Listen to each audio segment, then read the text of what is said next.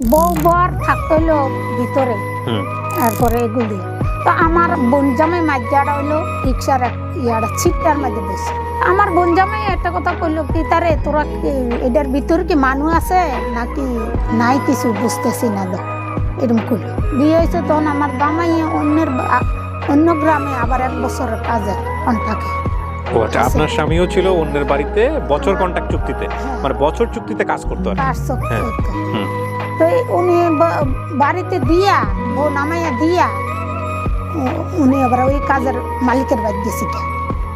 তো আমি 7 দিন থাকলাম।